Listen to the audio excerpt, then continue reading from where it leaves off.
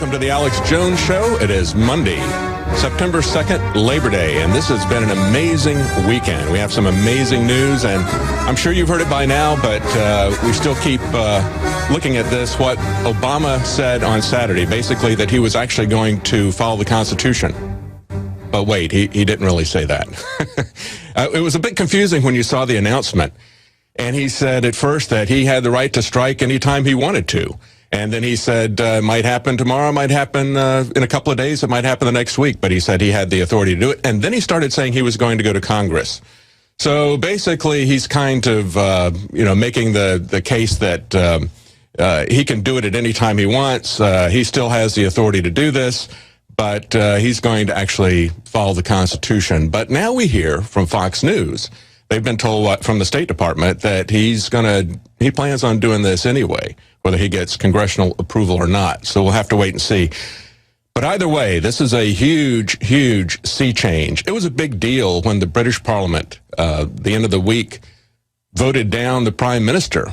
It's the first time since 1782 that they voted down a Prime Minister's recommendation for war. At that time, they were recommending to go to war continue the war against America. And they voted that down. But since then, they have not gone against a prime minister's recommendation, and they did. And then on Friday night, I was eating in a restaurant, and I was looking at CNN on television, and I was just, the sound was down, so I was just looking at the subtitles and the lower thirds, and they kept putting up there on the lower thirds that Obama was war-weary. Well, he's not war-weary. It's the American people that are tired. We're tired of war, and more importantly, we're tired of being lied to. And this is a revolution that's being led by INFOWARS and alternative media. People are waking up. Only a 9% approval rating. He could see where this was heading. He could see that they had blinked in the UK. He could see that people were very mad even in France, because both France and the UK, they had about 70% of the people who opposed the war. The French went ahead and approved it, but now that looks like even that's going to be questioned. It was thrown out in England, but instead of 70% of the people opposing it, here in America, it was 90% opposing it. So that's why they pulled back. It isn't that he wants to go to Congress. He doesn't want to go to Congress. He doesn't even want to go to the UN. He wants to do whatever he wishes to do, but he's doing it. And we've got major figures like Ron Paul, Pat Buchanan, saying for the first time, this is a false flag. That's not the kind of terminology you heard anywhere except INFOWARS until the Boston bombing. Then that term got discussed quite a bit. We made a very good case that it was a false flag attack there. Now everybody is aware of the technique of a false flag, and you see people not afraid to come out and say that this is exactly what's going on now. Vladimir Putin didn't say that, but he actually defined what a false flag was. He said this is utter nonsense, and then he talked about how they're using this narrative to do what they want to do, this false constructed narrative. But this is really, really blowing up in their face. Even after he said that he was going to go to Congress. Now we've got this thing that's going viral. First we had one naval officer who held up a sign that said he wasn't going to go fight in a Syrian civil war on the side of Al-Qaeda, and it is exploding all over the social media. You've got all kinds of soldiers and sailors holding up signs essentially saying the same thing. That brings up a danger that they may actually do a false flag that's even bigger. Here even, they might do something because people are not seeing that this is something that we need to be involved in. We don't have a dog in this fight. So they may try to do something here. We're going to have a special report coming up from Alex Jones. He's going to be joining us in the studio at the midpoint of the broadcast at 12:30 Central Time. He's going to be coming in and talking about where we are, the sea change, and the danger that comes up of a new false flag. Stay tuned. We'll be right back.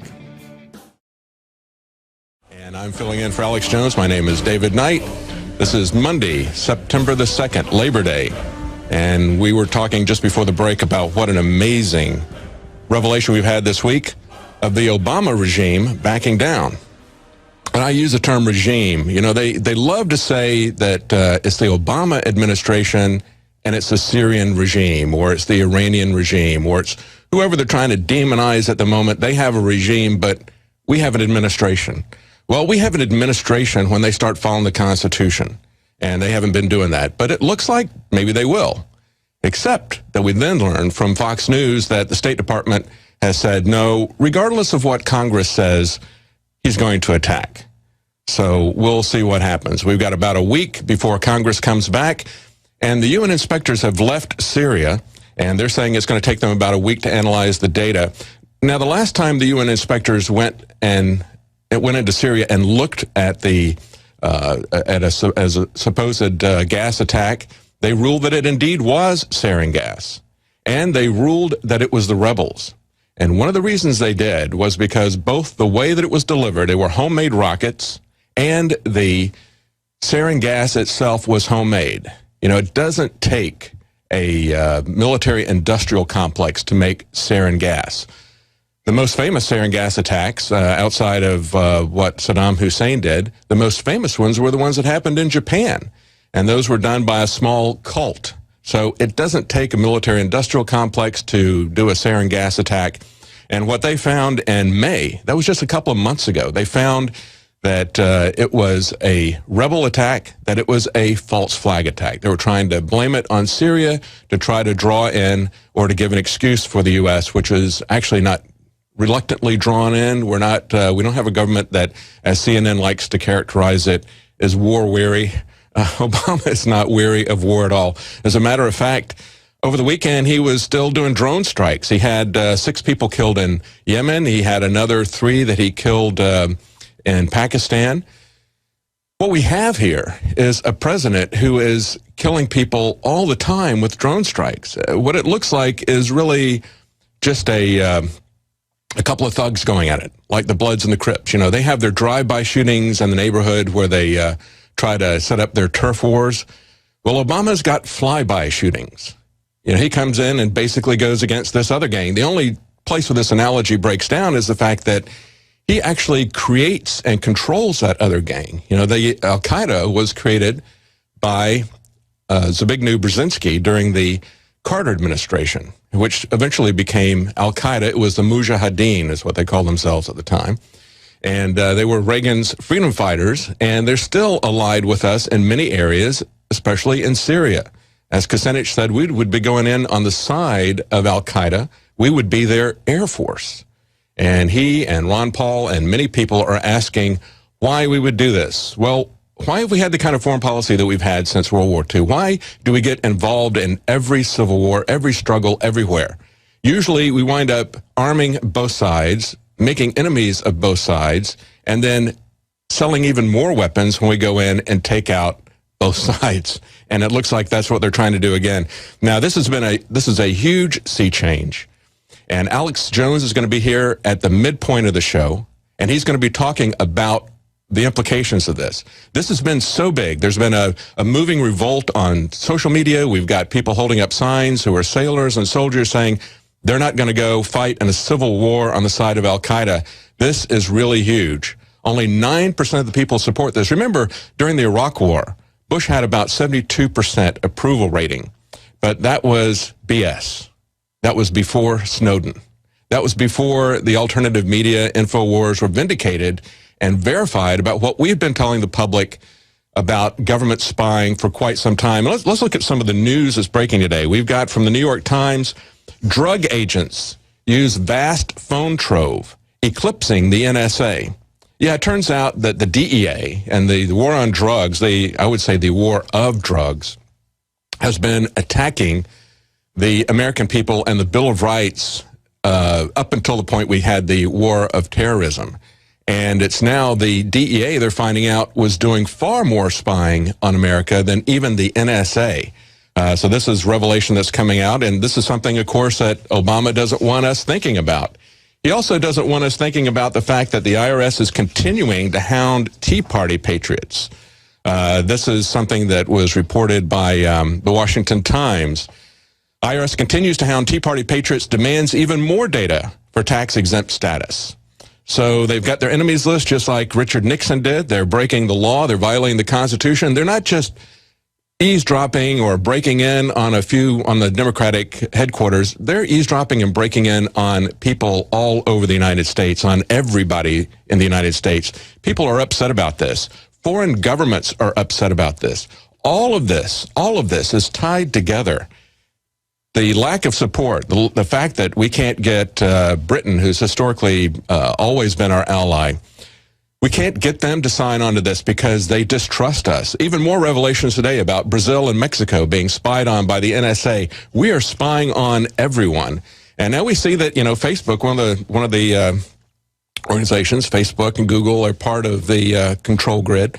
Facebook is now going to add your profile, your photo profile, to facial recognition databases. Now, they've been tagging people all along. They're going to take this to a new height.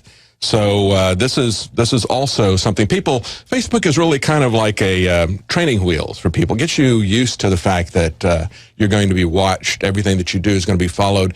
Facebook is a wonderful tool for the system to get especially the younger generation, to not really understand the importance of privacy. And we've seen over and over again how people are burned by things they put on Facebook, but people continue to put that out there.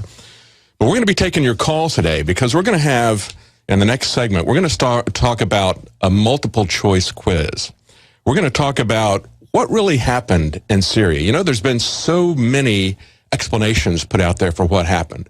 We really want to know, you know, what you think. This is a debate that we're going to have as a nation. This is something we need to keep on our elected representatives. We need to really put pressure on them. And so it's important that we have this discussion. So we're going to put out, there's a lot of explanations that have been offered on either side, and a lot of contradicting explanations put out by the State Department and by the American regime.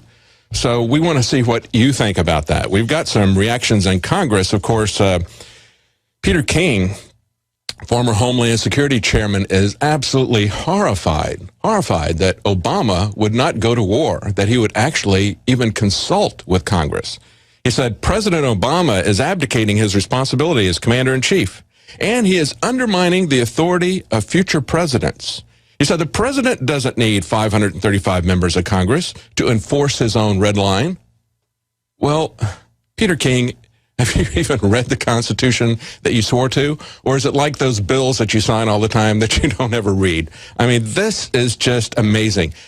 We need to get rid of Peter King in New York. We need to get rid of Lindsey Graham in South Carolina, and he's got some competition coming up in South Carolina. I just hope it's not so many people running against him that they dilute each other and get him reelected. Now, we've also got Mike Rogers, chairman of the House Intelligence Committee, and he's the fellow who pushes for CISPA all the time. And he says, this is really about the credibility of the United States of America. Standing up for anti-proliferation and the use of chemical and biological weapons, it's that serious.